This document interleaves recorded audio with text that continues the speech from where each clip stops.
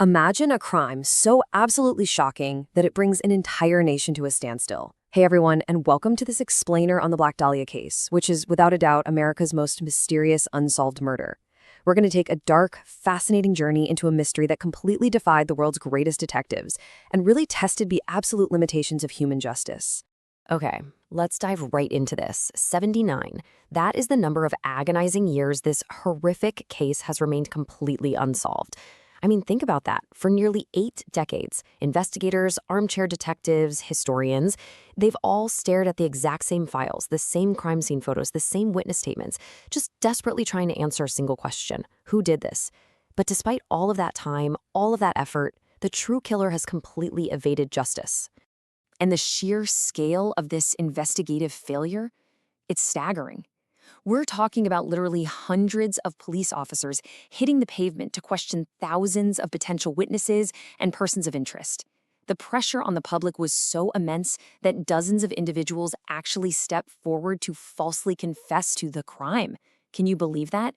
And yet the final tally after all that? 0 convictions. It's a massive anomaly in the history of American law enforcement. But, before we get into the failure of the investigation itself, we really need to go back to the beginning. Which brings us to part 1. Who was Elizabeth Short? Now, what's really interesting about this is that we often get so caught up in the gruesome details of a crime that we totally forget the actual human being at the center of it. Long before she became this macabre headline, Elizabeth Short was just a young woman chasing an American dream. She was born in Massachusetts in 1924, and her childhood was, well, it was anything but easy. It was marked by severe economic hardships and deep family struggles. Like a lot of folks during the World War II era, she moved across various cities just trying to find her footing. By the mid-1940s, she finally arrived in Hollywood. She was chasing the ultimate dream, right? Working in films. And while she never quite achieved major mainstream success, she was absolutely captivated by the world of acting and the glamour of the industry, right up until her tragic end in 1947. Something you have to understand is that Elizabeth was a presence you wouldn't easily forget. She was known for her striking black hair and a very deliberate, elegant style. She was always impeccably put together, perfectly reflecting that Hollywood glamour she so deeply admired. It was exactly this distinct, recognizable appearance that made her stand out in the minds of the people who saw her in her final days.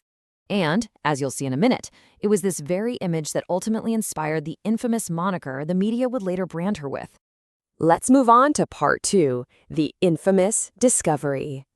So let's transition from the glow of Hollywood dreams to a very different reality. The date is January 15th, 1947.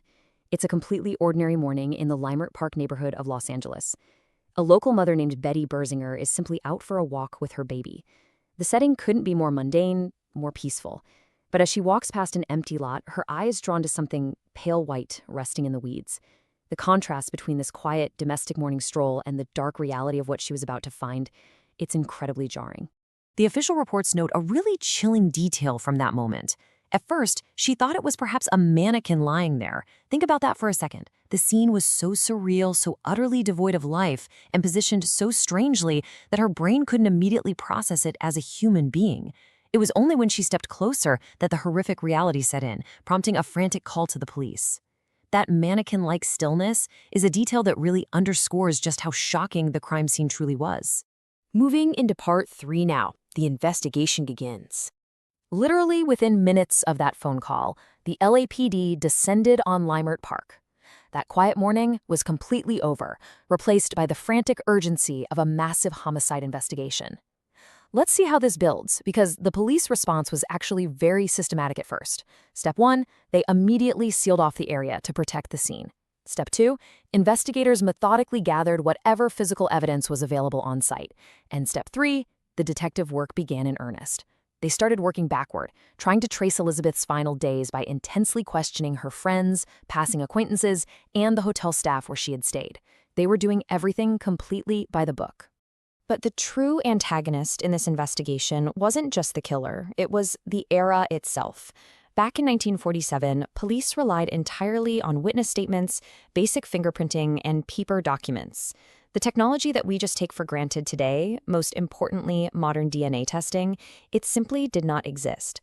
So investigators were essentially fighting a modern, complex crime with one hand tied behind their backs. And that leads us to part 4, the media storm.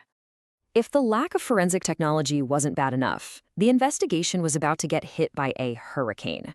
The moment the press got a hold of the details, all semblance of a quiet, controlled investigation completely evaporated. I mean, chaos erupted. The story instantly became front-page news across the entire country. And it was right here, in this frantic scramble to sell newspapers, that the media branded Elizabeth Short with a name that would echo through history. Because of her dark hair and her penchant for black clothing, they dubbed her the Black Dahlia. In an instant, a local tragedy was transformed into a legendary international obsession. But here's the thing. This massive spotlight actively hindered the police. Newspapers were publishing sensational new claims every single day. Citizens flooded the phone lines with rumors, insisting they had some kind of secret insider knowledge. And honestly, worst of all, dozens of people actually walked into police stations to falsely confess to the murder. The signal-to-noise ratio was completely destroyed. The police were just drowning in fake leads. So let's look at part 5, the suspects. Amidst all that media noise, the police did manage to zero in on specific profiles for intense questioning. There was a significant focus on medical professionals, and this was driven by the highly specific nature of the crime scene. They also heavily targeted known criminals and individuals with records in the underworld. And finally, they cast a really wide net over passing acquaintances of Elizabeth, so the suspect pool was incredibly wide, reflecting a desperate search for a motive. So the crucial point is this: suspicion does not equal a conviction. The police pushed these suspects for years. They investigated their alibis, they dug deep into their pasts, but there was never enough concrete physical evidence to actually prove murder in a court of law beyond a reasonable doubt. The hard, undeniable proof required to lock someone away, it just wasn't there. Which brings us to our final section, Part 6, Why It Remains Unsolved. After nearly 80 years, with all the resources of the LAPD, why did the killer get away? Well, experts point to 4 critical pillars, and this brilliantly illustrates exactly why the case failed. First, undeveloped 1947 forensic science simply couldn't process the clues. Second, the killer left extremely limited physical evidence at the actual discovery site. Third, that intense media pressure completely disrupted the police's ability to operate cleanly. And finally, the ultimate enemy, time. As decades passed, memories faded, key witnesses passed away, and crucial information was just lost forever. Now, of course, people haven't stopped trying. Over the subsequent decades, historians, passionate journalists, and independent researchers have essentially reopened these files themselves. They've tried to retroactively apply modern theories and technological analysis to the old, decaying evidence. But the historical record remains pretty stubborn. Despite all these modern efforts, no decisive, undeniable proof has ever emerged to definitively name a killer. So officially, the file remains unsolved. The story of the Black Dahlia leaves us with a very sobering conclusion. It stands as a stark reminder that when you combine severely limited physical evidence with the relentless passage of time, even the most powerful, well-funded law enforcement agencies in the world cannot answer every question. Human justice has its absolute limits, and time is incredibly efficient at erasing the truth. Which leaves us with one lingering thought. Will this case ever be solved? As we cross the threshold of nearly 8 decades since that tragic morning in Leimert Park, the odds seem vanishingly small. Yet, the fascination remains, driven by the hope that maybe one forgotten document or one hidden piece of evidence might eventually come to light. So, what do you think? Can the truth outlast 80 years of silence?